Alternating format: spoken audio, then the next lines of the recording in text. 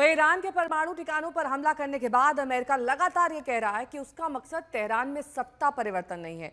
वहीं इजराइल ये कह रहा है कि अगर ईरान की सरकार चाहे तो भागने की कोशिश कर सकती है, लेकिन उसे पता है कि ईरान ने अपने हथियार कहां छिपा रखे हैं। अब सवाल यही कि ईरान क्या करेगा, क्या वो पहले से कई गुना ज्यादा ताकत से परमाणु बम बनाएगा?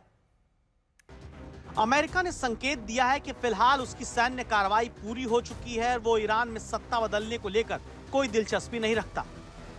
अमेरिका का यह बयान ईरान को इशारा दे सकता है कि उसे अपनी प्रतिक्रिया सीमित रखनी चाहिए। अब सबसे बड़ा सवाल है कि ईरान क्या करेगा।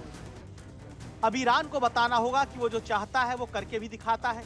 सवाल है कि वो अमेरिका को कैसे सबक सिखाएगा। क्या वो अपनी मिसाइल को अमेरिकी ठिकानों पर बरसाएगा, जैसा वो आजकल इजराइल पर कर रहा है?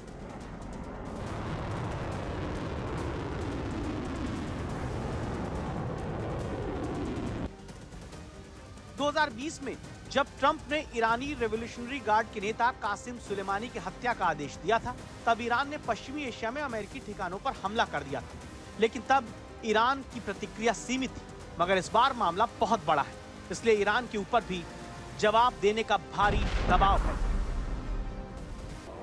अगर ईरान इजराइल और अमेरिका को अपनी उम्मीद के मुताबिक नुकसान नहीं पहुंचा पाया, तो ऐसी भी आशंका है कि वो खाड़ी के उन देशों को निशाना बना सकता है जिनको ईरान अमेरिकी समर्थक मानता है। इनमें से कई ने हमास के खिलाफ इजराइल की सहायता भी की थी, या फिर जहां पर अमेरिका के सैन्य ठिकाने हैं। जैसे कतर में करीब 10,000 अमेरिकी सैनिक मौजूद हैं, जहां 100 से अधिक अमेरिकी लड़ाकू विमान भी तैनात हैं। बहरीन में अमेरिका की नौसेना का 5वां बेड़ा तैनात है, जिसमें लगभग 9,000 सैनिक शामिल हैं। यूएई में अमेरिका के 5,000 सैनिक हैं। यहाँ F-22 रैप्टर और F-35 जैसे अत्याधुनिक लड़ाकू विमान भी तैनात किए गए हैं। कुवैत में 10,000 जमीनी और 2,000 अमेरिकी वायु सैनिकों की मौजूदगी है। सऊदी अरब में 3,000 सैनिकों के साथ अमेरिका ने पैट्रियट मिसाइल डिफेंस सिस्टम तैनात कर रखा है। इराक में लगभग 2,500 अमेरिकी सैनिक मौजूद हैं और ओमान में 1,000 अमेरिकी सैनिक तैनात हैं। विशेषज्ञ मानते हैं कि अगर ईरान की तरफ से जवाबी हमला होता है तो सबसे अधिक खतरा कतर, बहरीन, इराक और कुवैत में तैनात अमेरिकी ठिकानों पर हो सकता है।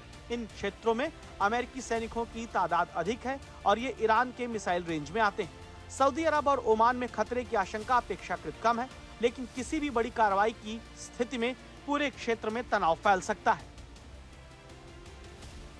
लेकिन यहाँ पर ईरान का कोई भी बड़ा हमला उसे दोबारा अमेरिकी गुस्से का शिकार बना देगा, जिसे लेकर अमेरिकी राष्ट्रपति चेतावनी दे चुके हैं कि अगर उसने कोई जवाबी कार्रवाई की तो अमेरिका पूरी ताकत से पलटवार करेगा।